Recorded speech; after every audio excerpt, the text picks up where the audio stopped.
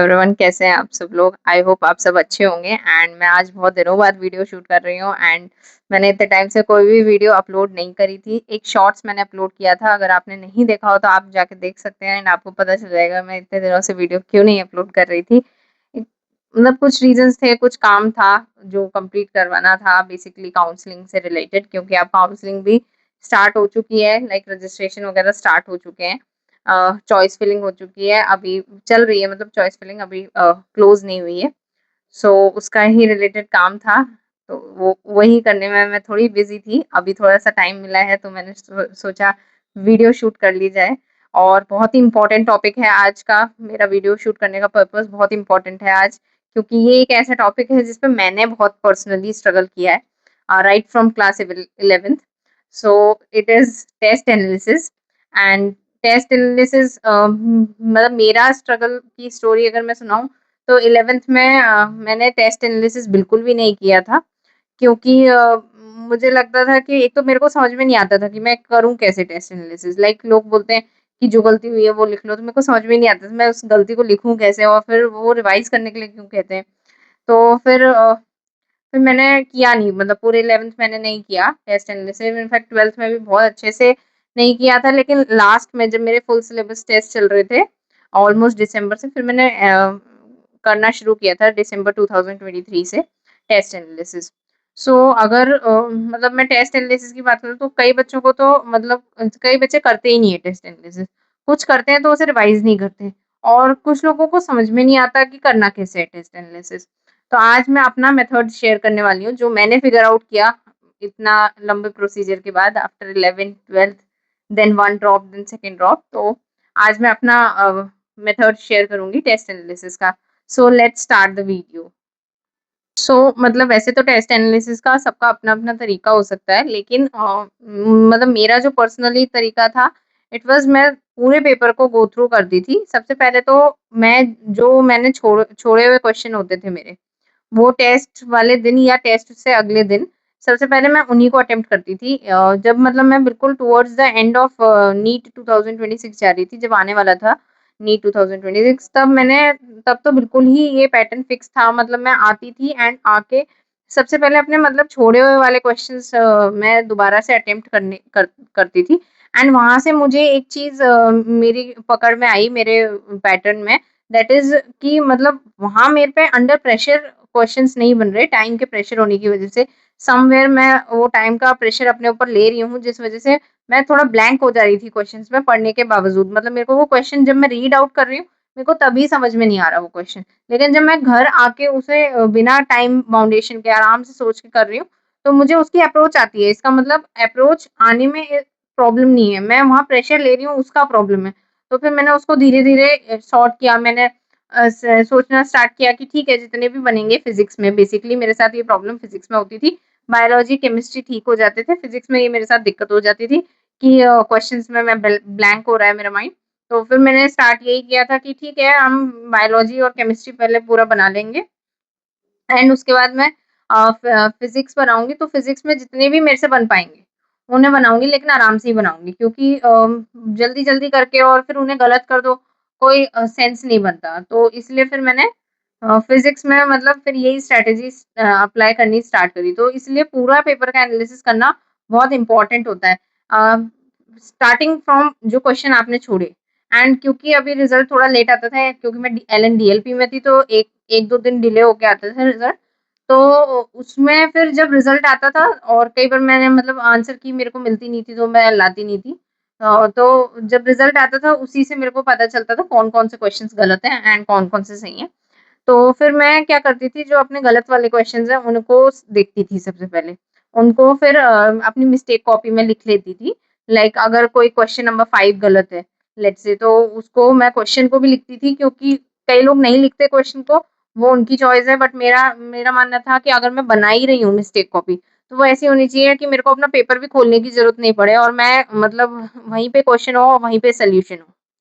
तो मैंने ये चीज़ अप्लाई करी थी। तो मैंने एक ही कॉपी में मतलब उसी में मैंने क्वेश्चंस भी लिखे थे, सॉल्यूशन भी लिखे थे एंड क्या गलती हुई वो भी लिखा था। तो जब मैं एनालाइज कर रही थी तो मुझे एक बात समझ में आई कि एक तो सिली मिस्टेक हो रही है, ठीक है, हम लिख रहे हैं उसे सिली मिस्टेक हो रही है, लेकिन सिली मिस्टेक कौन-सी वाली हो रही है? लाइक रीडिंग मिस्टेक हो रही है या मतलब स्पेसिफिक आप सिर्फ़ ऐसे बोलेंगे कि सिली मिस्टेक हो रही है तो हम उसे सुधार ही नहीं पाएँगे।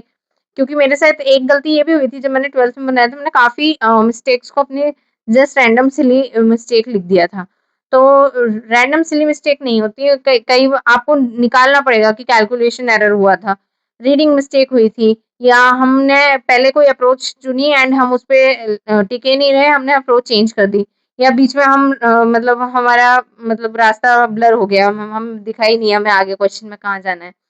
तो ये चीज़ें भी लिखनी होती हैं और सॉल्यूशन तो लिखना ही होता है। और बायोलॉजी में अगर कोई भी स्टेटमेंट वाली प्रॉब्लम है या कोई मेमोरी इश्यू हुआ है, आप भूल गए, आपने पढ़ा था, आपको वैसे याद था लेकिन आप वहाँ जाके इन प्रेशर भूल गए, तो उस स्टेटमेंट को तो मैं एज़ इट इज़ एनसीईआरटी से लिख लेती थी।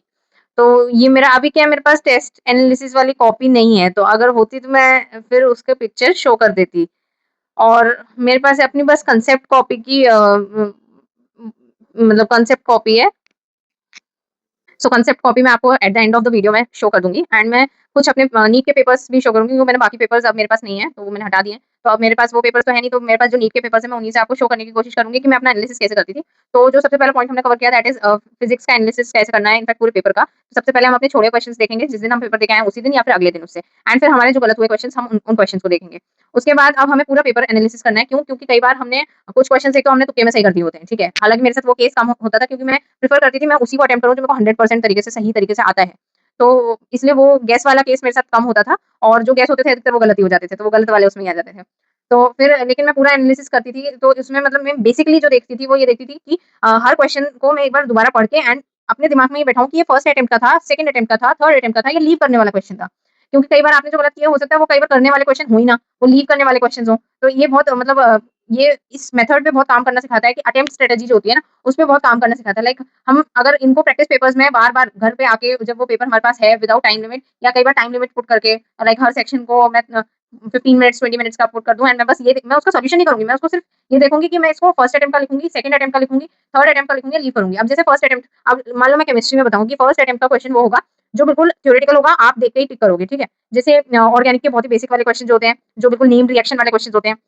या फिर ऑर्गेनिक में कोई मैचअप आ गया वो, है ना? तो बिल्कुल जो आप देखते ही टिक करोगे वो वाला थ्योरेटिकल एंड जो आपका सेकंड अटेम्प्ट का क्वेश्चन होगा वो होगा जिसमें आपको थोड़ा पेन उठाने की ज़रूरत पड़ रही है। कोई फिजिकल का नॉर्मल फार्मूला डाल के निकालने वाला क्वेश्चन वो सेकंड अटेम्प्ट का होगा। लेकिन अगर डायरेक्ट फार्मूला ही पूछा है उस क्वेश्चन में, तो वो फर्स्ट अटेम्प्ट का होगा। तो फिजिकल के जो कैलकुलेशन वाले सवाल हैं जिनमें कम कैलकुलेशन है, जहाँ आपको दिख रहा है इसमें कुछ भी नहीं है बस सब सब वैल्यूज़ गिवन है एंड आपको बस पुट करके निकालना है आंसर। तो वो सेकंड अटेम्प्ट का क्वेश्चन होगा एंड जो क्वेश्चन्स ऐसे होते हैं बहुत सारे इक्विलिब्रियम और थर्मोडायनामिक्स के क्वेश्चन्स होते हैं या कई बार इलेक्ट्रोकेमिस्ट्री के क्वेश्चन होते हैं जहाँ आपको थोड़ा-सा प्रोसीजर करना पड़ता है, थोड़ा सोचना पड़ता है, कुछ स्टेप्स करने पड़ते हैं।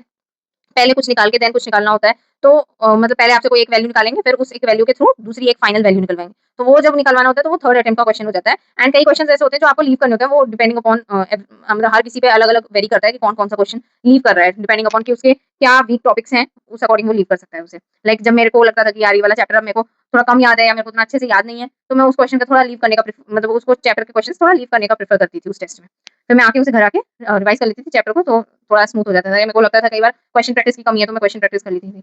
तो जो फर्स्ट अटेम्प्ट ऐसे बायोलॉजी में होता है, स्टेटमेंट वाले क्वेश्चन, असर्शन रीज़न, जो मल्टी स्टेटमेंट वाले क्वेश्चन होते हैं वो, असर्शन रीज़न, स्टेटमेंट 1, स्टेटमेंट 2 वो सारे मैंने सेकंड अटेम्प्ट के लिए रखे हुए थे। मैं उन्हें आता था ना मैं तो बिना पढ़े पहले छोड़ के चलती थी। क्यों? क्योंकि मैंने एनालिसिस के थ्रू ये चीज़ मतलब अपने दिमाग में बिठा ली थी कि जो मेरा अगर मैं फर्स्ट अटेम्प्ट में ऐसे मल्टी स्टेटमेंट और ऐसे लेंथी वाले क्वेश्चंस को पढ़ूँगी, तो उसमें मेरी कोई ना कोई सिली मिस्टेक हो जाएगी, कोई ना कोई सिली एरर हो जाएगा जिसकी वज़ह से वो क्वेश्चन गलत हो जाएगा। इसलिए मेरे को वो फर्स्ट अटेम्प्ट में करना ही था। दूसरी बात मैं उसमें टाइम भी ज़्यादा ले रही थी करने में। तो मैं फर्स्ट अटेम्प्ट में बायोलॉजी के सिर्फ वो वाले क्वेश्चंस करती थी जो बिल्कुल स्ट्रेट है, वन लाइनर है या बहुत सीधी चीज़ पूछी पूछी है, तो मैं सिर्फ वही क्वेश्चन करती थी बायोलॉजी में फर्स्ट अटेम्प्ट में। फिर सेकंड अटेम्प्ट में मैं करती थी स्टेटमेंट 1, स्टेटमेंट 2 वाले। असर्शन रीज़न मैं बिल्कुल लास्ट में करती थी, बीच में ये मल्टी स्टेटमेंट वाले क्वेश्चन्स भी मैं कर लेती थी। और फिज़िक्स में तो मैं ऐसे चलती थी कि जो क्वेश्चन मैं पहले पढ़ती थी, बहुत आराम से समय लेके मैं पढ़ती थी क्योंकि वो पढ़ के और अगर आपको समझ में आ गया तो आप पढ़ लोगे उस क्वेश्चन को। तो इसलिए वो समझना वाला स्टेप बहुत इम्पोर्टेंट था। तो मैं सबसे पहले मैं पढ़ती थी क्वेश्चन को एंड उसके बाद मतलब अगर मेरे दिमाग में अगर उसका सॉल्यूशन आ रहा है, तो मैं उसे करती थी वरना मैं उसे छोड़ के आगे बढ़ती थी। तो कई बार ट्रैप हो जाती थी फिज़िक्स में कि क्योंकि एकदम डायरेक्ट नहीं पता चल सकता फिज़िक्स में कि आप कर पाओगे कि नहीं। अब आपने करना शुरू किया लेकिन बीच में आंसर नहीं आया तो फिर छोड़ के आगे बढ़ना पड़ेगा। तो वो तो लास्ट तक फिर मास्टरी हो पाती है उसमें कि आप छोड़ के आगे बढ़ रहे हो। मतलब आपको आ रहा है तो आप अटेम्प्ट करो नहीं तो आप तुरंत उसे छोड़ दो और आगे बढ़ो। सेकंड अटेम्प्ट के लिए रख लो उस क्वेश्चन को। तो बायोलॉजी और केमिस्ट्री में तो ईज़िली मैं फिगर आउट कर लेती थी, फिज़िक्स में थोड़ा-सा डिफिकल्ट होता था। और फिर मैं मतलब पूरे पेपर में चाहे वो फिजिक्स हो, केमिस्ट्री हो और बायोलॉजी हो, तीनों में ये चीज़ करती थी। ये फर्स्ट अटेम्प्ट का है, सेकंड अटेम्प्ट का है, थर्ड अटेम्प्ट का है या लीव करने वाला है, पूरे उसमें करती थी मैं उस चीज़ को। एंड उससे मेरी लास्ट तक कैपेबिलिटी इंक्रीज़ हो गई थी एंड मेरी थोड़ी स्पीड इंक्रीज़ हो गई थी उस चीज़ से। एटलीस्ट केमिस्ट्री और बायोलॉजी में हो गई थी तो थोड़ा-सा बेनिफिट मिल जाता है फिजिक्स में। और इसके अलावा जो एनालिसिस करने के लिए मतलब हम कई बार सोचते हैं कि बहुत टाइम लग रहा है यार, तो वो टाइम आपको देना पड़ेगा क्योंकि वो एनालिसिस ही आपको इम्प्रूव करेगा। वो वो एक ऐसा पॉइंट है जो मैक्सिमम लोग इग्नोर कर देते हैं, खास करके 11th क्लास के बच्चे। क्योंकि उस टाइम पे हमें नहीं पता होता कि हमें एनालिसिस करना कैसे है, हमें इसमें मिस्टेक लिखनी कैसे है और लिख भी ली तो उसे याद क्या करें हम मतलब ऐसे लगता है ना कि हमें तो पता है यार मिस्टेक, हमें पता है कि हम क्या मिस्टेक करते हैं।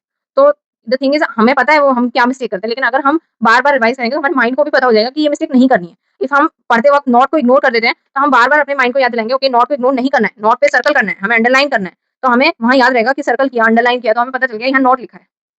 तो रीडिंग मिस्टेक बच जाती है। और जब मल्टी स्टेटमेंट आते हैं तो उसमें भी रीडिंग मिस्टेक बच जाती है। हम हर एक की पॉइंट जो की टर्मिनोलॉजी है बायोलॉजी की कोई टर्मिनोलॉजी यूज़ करी है या कोई प्रोसेस यूज़ किया है या कोई ऑर्गेनिज़्म का नाम यूज़ किया है, उस पे ब्रैकेट करो क्योंकि वहाँ हो सकता है ट्रैप हो, है ना? तो इस तरीके से हम बच सकते हैं कि कितने मॉलिक्यूल्स गिवन है, एटीपी के 2 मॉलिक्यूल्स गिवन है या 4 मॉलिक्यूल्स गिवन है, कितने मॉलिक्यूल्स गिवन है, वहाँ पे भी फँस जाते हैं कई बार। तो वो कितने मॉलिक्यूल्स, हाउ, हाउ मेनी ये चीज़ें करते हैं अंडरलाइन। जैसे कई बार हाउ मेनी पूछा होता है एंड हम बता देते हैं व्हिच ऑफ द फॉलोइंग। सो ये भी एक थोड़ा-सा वो है।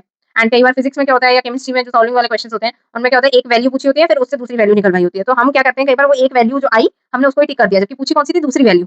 तो वो एक ये मेरे से बहुत मिस्टेक होती थी ये वाली कि एक वैल्यू पूछी है फिर उससे दूसरी निकलवाई है, मैं वो एक को ही टिक कर देती थी। एग्जाम के प्रेशर में ये चीज़ें हो जाती हैं। तो हमें इन पे भी थोड़ा फोकस बना के रखना है। एंड अभी मैं आपको अपना नीट का पेपर्स दिखाऊँगी जो भी मैं 2026 का आई थिंक बायोलॉजी का दिखाऊँगी जो 3rd मई को हुआ था क्योंकि वो काफ़ी लेंथी आया था। एंड 2026 का ही जो अभी 21 जून को हुआ, वो वाला दिखाऊँगी उसमें फिजिक्स, केमिस्ट्री यही दिखाऊँगी मैं।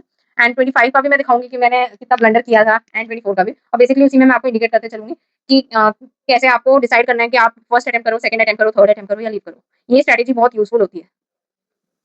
सो ये मेरा 3rd मई वाला बायोलॉजी का पेपर है। सो इसमें मतलब मैंने क्या इतनी बार एनालिसिस किए थे, इतने पेपर्स दिए थे और इतने एनालिसिस किए थे, तो मुझे ना आइडिया लगने लग गया था कि मतलब मेरे को मल्टी स्टेटमेंट में प्रॉब्लम होती है अगर मैं फर्स्ट अटेम्प्ट में करती हूँ, तो मैंने हमेशा डिसाइड किया उसे मैं सेकंड या थर्ड अटेम्प्ट में करूँगी। सो अभी जैसे ये मैचअप है, मैंने फर्स्ट अटेम्प्ट में किया था क्योंकि मेरे को मैचअप में कभी भी कोई भी दिक्कत नहीं हुई है। एंड अगला भी मैचअप था तो ये भी मेरे इसमें भी मेरे को कोई दिक्कत नहीं हुई थी। ये वाला जो है मल्टी स्टेटमेंट वाला क्वेश्चन था तो इसमें मैंने एक सर्कल किया हुआ है, इसका मतलब मेरे को सेकंड अटेम्प्ट में करना है और ये मैंने पढ़ा भी नहीं था उस टाइम फर्स्ट अटेम्प्ट में। फर्स्ट राउंड में मैंने पढ़ा भी नहीं था, बस मैंने जो है इसे सर्कल करके मैं आगे बढ़ गई थी। इसमें भी मैं सर्कल करके आगे बढ़ गई थी और फिर उसके बाद ये वाला और जैसे मतलब इसमें मेरे को दिख गया ना कि ये ट्रांसक्रिप्शन के ऊपर है। मैंने सिर्फ स्टार भी मारा क्योंकि मेरे को पता है कि ट्रांसक्रिप्शन वाला यूनिट उतना मेरा मतलब स्टेटमेंट वाले में मैं कई बार गलत कर देती थी। तो इसलिए मैंने उसपे स्टार मारा मतलब मेरे को थर्ड राउंड में जाना है उसके लिए तो। ये मेरा सेकंड राउंड के लिए क्वेश्चन है, ये लगाया बिना पढ़े बट डायरेक्ट सीधा इसको सेकंड राउंड में ही रख दिया था क्योंकि स्टेटमेंट वालों में मेरे को दिक्कत होती थी। फिर उसके बाद ये मैचअप है तो इसमें कोई दिक्कत नहीं थी तो फर्स्ट राउंड में किया था। ये वाला हाउ मेनी अब ये वाला फर्स्ट अटेम्प्ट में ही किया था ऑल्दो ये थोड़ा सॉल्विंग वाला था बट उतनी सॉल्विंग नहीं थी। तो फर्स्ट अटेम्प्ट में किया था ये मैंने इसमें मैंने हाउ मेनी को अंडरलाइन किया है, एटीपी और एनएडीपी को अंडरलाइन किया है एंड उसके बाद required to make one molecule को मैंने अंडरलाइन किया, ऑफ ग्लूकोज भी मैंने अंडरलाइन किया है और केल्विन पाथवे भी मैंने अंडरलाइन किया है, लिखा भी है C3 एंड उसके बाद 3 एटीपी एंड 2 एनएडीपीएच और फिर उससे कैलकुलेट करके मैंने एटीपी लिखे एंड यहाँ पे सारे बाकी सारे ऑप्शन भी चेक किए हैं एंड फिर ये वाला टिक किया है। तो हम लोग कई बार क्या करते हैं ऑप्शन चेक नहीं करते हैं, ये बहुत इंपॉर्टेंट स्ट्रेटेजी है। हम बाकी के ऑप्शन भी अगर चेक करेंगे ना तो कई सारी जगह हमारी मिस्टेक्स बच जाएंगी। फिर ये वाला मैंने सीधा सीधा करते गई। अब ये जैसे मैचअप है, ये वन लाइनर है, ये भी वन लाइनर है, फिर ये मैचअप है, ये मल्टी स्टेटमेंट है तो ये मैंने फर्स्ट राउंड में पढ़ाई नहीं था, मैंने तो आगे बढ़ गई थी। ये वाला मैंने फर्स्ट अटेम्प्ट में किया, फिर ये भी मैंने फर्स्ट अटेम्प्ट में किया, ये भी मैंने फर्स्ट अटेम्प्ट में किया। तो मैचअप सारे मैं फर्स्ट अटेम्प्ट में करती थी एंड बाकी जो मल्टी स्टेटमेंट वाले जो होते थे उन्हें मैं सेकंड अटेम्प्ट के लिए डाल देती थी और फिर सेकंड अटेम्प्ट में करती थी। कई बार मल्टी स्टेटमेंट वाले बहुत मतलब ऐसे थोड़े प्रॉब्लमेटिक होते थे, सेकंड अटेम्प्ट में भी मेरे से नहीं हो रहे तो मैं उन पे ज़्यादा सोचती नहीं थी सेकंड अटेम्प्ट में। मैं उस पे स्टार मार्क कर देती थी और पहले सारे सेकंड अटेम्प्ट वाले करके आती थी एंड उसके बाद करती थी उन्हें थर्ड अटेम्प्ट में। वैसे मैं जो करती थी एक अटेम्प्ट स्ट्रेटजी होती है कि हम पहले तीनों सेक्शंस के फर्स्ट अटेम्प्ट वाले करें, देन सेकंड वाले करें, देन थर्ड वाले करें। मतलब पहले तीनों सेक्शन को कवर करें फर्स्ट, देन तीनों सेक्शन के लिए सेकंड, देन तीनों सेक्शन के लिए थर्ड। एक होती है मैंने जो लगाई फिर वो लगाई मैंने कि मैंने पहले बायोलॉजी के सारे फर्स्ट अटेम्प्ट वाले किए, फिर सारे सेकंड अटेम्प्ट वाले किए, सारे थर्ड अटेम्प्ट वाले क्योंकि मेरे को ज़्यादा सूट करती थी। मेरे को बाद में फिर टाइम प्रेशर नहीं होता था कि अभी मेरा बायोलॉजी भी बचा हुआ है, अभी मेरा केमिस्ट्री भी बचा हुआ है, तो मैं थोड़ा फ्री हो जाती थी बायोलॉजी खत्म करके। तो मुझे ये रहता था कि हाँ यार बायोलॉजी में तो मार्क्स मैंने कर लिए स्कोर। तो उसके बाद केमिस्ट्री में भी मैं ऐसे ही करती थी कि राउंड 1 करती थी उसी में पहले, फिर राउंड 2 करती थी एंड राउंड 3 का डिपेंडिंग था अगर मेरे पास ज़्यादा वो 1 घंटा मेरा जो केमिस्ट्री का वो अगर मेरे पास है उसमें से टाइम बचा हुआ, तो मैं फिर राउंड 3 करती थी केमिस्ट्री का एंड अगर नहीं है तो फिर मैं पहले फिजिक्स का राउंड 1 और 2 लगा के आ जाती थी, फिर केमिस्ट्री का राउंड 3 लगा लेती थी। लाइक इसमें मेरे पास अभी जो 21 जून को जो पेपर हुआ था उसमें मेरे पास राउंड 3 के लिए टाइम नहीं था केमिस्ट्री के, तो मैंने वो बाद में लगाया था। सो फिर तो ये तो मैंने बायोलॉजी का दिखाया, अभी मैं आपको फिजिक्स और केमिस्ट्री का भी दिखाती हूँ, इसी पेपर का दिखाती हूँ। लाइक ये है केमिस्ट्री, तो केमिस्ट्री में जैसे ये पहला वाला मेरे को आता था डीएनए आरएनए पे, तो मैंने फर्स्ट अटेम्प्ट में किया ये। फिर ये वाला भी ईज़ी था, क्वांटम नंबर वाला तो फर्स्ट अटेम्प्ट में किया था मैंने। तो ये भी ईज़ी था, तो ये भी फर्स्ट, ये बेसिकली थ्योरेटिकल है बहुत ही, इसमें कुछ भी सॉल्विंग वाला नहीं है, ना इसमें सॉल्विंग है, ना इसमें सॉल्विंग है और ना ही इसमें सॉल्विंग है, तो ये फर्स्ट अटेम्प्ट में किए थे मैंने। ये वाला भी सॉल्विंग नहीं है ऑर्गेनिक का। ऑर्गेनिक मेरे को बहुत बहुत ही पसंद थी, क्योंकि मैंने 12th में ऑर्गेनिक बहुत ही अच्छे से पढ़ी थी, तो ऑर्गेनिक मेरे को अच्छी लगती थी, तो मैंने उसका फर्स्ट अटेम्प्ट में किया था। ये भी मैंने फर्स्ट अटेम्प्ट में किया था ऑर्गेनिक का, क्योंकि सीधा क्वेश्चन था, ज़्यादा कुछ घुमाया हुआ नहीं था। फिर ये वाला मैंने फर्स्ट अटेम्प्ट में किया था, क्योंकि ClF3 स्ट्रक्चर बना के इज़िली देख सकते हैं। फिर उसके बाद मैंने ये वाला मैंने छोड़ दिया था, फेनोल्फथालीन डाई वाला, मेरे को उस टाइम नहीं याद आया तो मैंने छोड़ दिया था। एंड फिर ये वाला कैलकुलेशन वाला था, तो मैंने ये सेकंड अटेम्प्ट के लिए रखा था। एंड मैंने ये सेकंड भी नहीं बल्कि थर्ड अटेम्प्ट के लिए रखा था, क्योंकि मेरे को इसके ऑप्शंस देख के समझ में आ रहा था कि थोड़ी कैलकुलेशन टफ हो सकती है इसकी, तो मैंने थर्ड अटेम्प्ट में रखा था बेसिकली ये।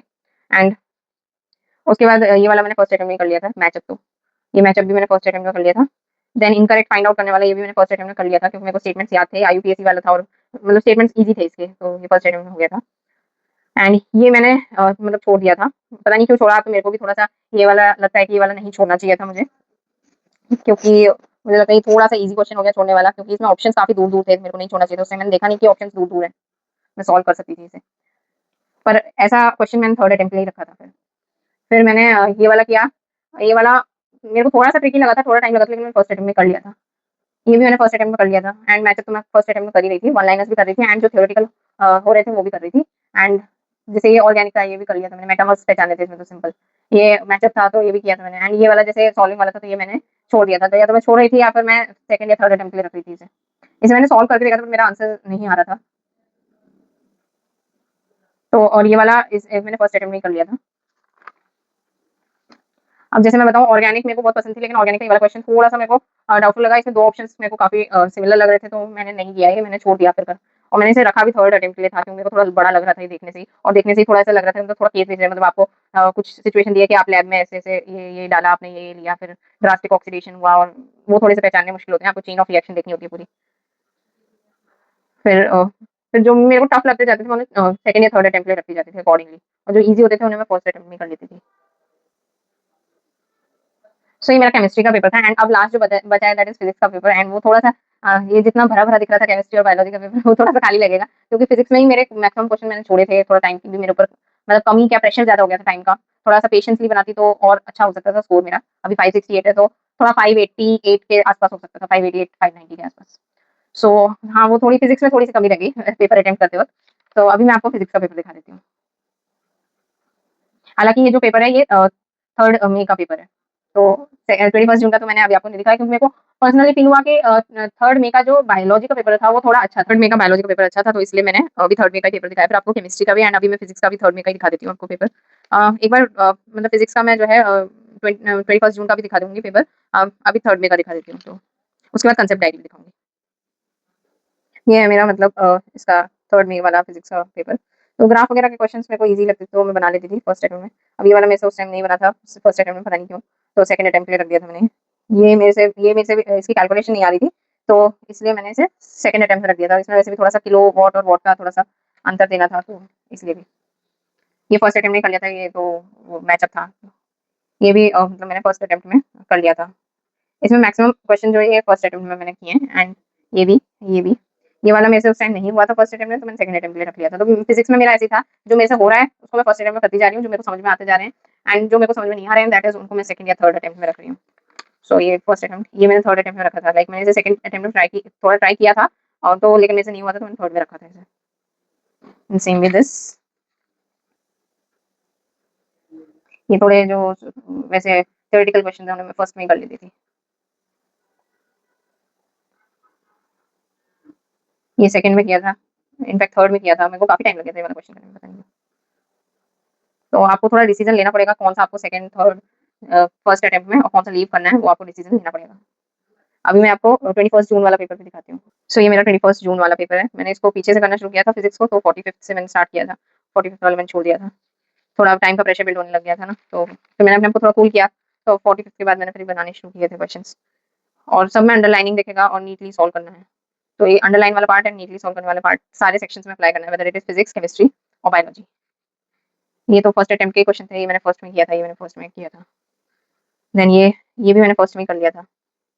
ये वाला भी मैंने फर्स्ट में किया था। तो यहाँ पे मैंने 40th मैंने थर्ड अटेम्प्ट के लिए मार के छोड़ दिया था। थोड़ा पढ़ के देखा था, मेरे को उतना समझ में नहीं आया, तो मैंने थर्ड अटेम्प्ट के लिए मार के छोड़ दिया था। तो फिर ये वाला किया मैंने फर्स्ट अटेम्प्ट में। देन ये भी मैंने फर्स्ट अटेम्प्ट में किया था। इसमें ये हो तो जाता बट मेरे को लग रहा था ये थोड़ा-सा लेंथी है, मैं इसको थोड़ा बाद में करूँगी, तो ये उस वजह से मैंने छोड़ दिया था। ये मैंने फर्स्ट अटेम्प्ट में किया था। अब लाइक फिज़िक्स में क्या होता है ना, आप छोड़ नहीं सकते क्वेश्चंस को लेंथ के बेसिस पे नहीं छोड़ सकते क्योंकि कई बार लेंथ हो सकती है ज़्यादा हो लेकिन क्वेश्चन ईज़ी हो करने लायक हो। ये जैसे ही मैंने छोड़ दिया था पढ़ के। ये किया था मैंने। अभी 45th से करना स्टार्ट किया तो मतलब सही होते जा रहे हैं। 18th तक सही होंगे मेरे जितने भी मैंने किए होंगे। उसके बाद मैंने टाइम का प्रेशर बहुत ही ज़्यादा ले लिया था। मैं पैनिक कर रही थी तो वहाँ मैंने गलत किए हैं फिर क्वेश्चंस। तो ये मैंने फर्स्ट अटेम्प्ट में किए हैं एंड जो मेरे को छोड़ने थे वो मैंने छोड़े ही हैं।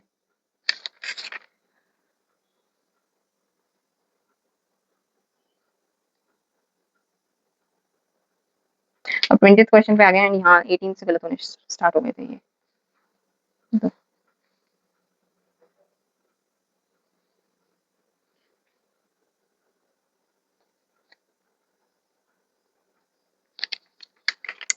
सो यस ये मेरा पेपर था जो मैं आपको दिखा सकती थी, मैंने आपको दिखाया एंड होपफुली आपको समझ में आया हो कि एनालिसिस करना कैसे है। एंड अभी मैं अपनी वीडियोज़ में एक नई चीज़ ऐड कर रही हूँ लाइक किसी को भी कोई भी प्रॉब्लम है अगर, तो वो कमेंट सेक्शन में कमेंट करे एंड मैं उस प्रॉब्लम का जो भी सॉल्यूशन होगा मैं वीडियो में ही देने की कोशिश करूँगी। लाइक मैं जो नेक्स्ट वीडियो बनाऊँगी उसमें मैं उस प्रॉब्लम का सॉल्यूशन दूँगी किसी 1 या 2 लोगों का। जितने कमेंट आएँगे उसमें से जो मेरे को लगेगा जो सबसे ज़्यादा जेन्युइन प्रॉब्लम है एंड मैक्सिमम बच्चों को कवर करते हैं, तो मैं उस प्रॉब्लम का सॉल्यूशन देने की कोशिश करूँगी। मेरा पॉइंट ऑफ व्यू बताऊँगी उस प्रॉब्लम पे। सो आप कमेंट ज़रूर करना अपनी कोई भी प्रॉब्लम हो लाइक 11th क्लास का हो कोई भी बच्चा या 12th का हो या कोई किसी ने ड्रॉप लिया हो तो वो भी। तो जो भी मेरे को लगता होगा कि मैं उस प्रॉब्लम में ये चीज़ करती तो मैं वो आपको सजेस्ट कर दूँगी। एंड होपफुली आपको ये एनालिसिस वाली वीडियोज़ अच्छी लगी होगी and thank you so much for watching and support करते रहिए। Share, subscribe and like my video. So thank you so much for watching. Bye bye.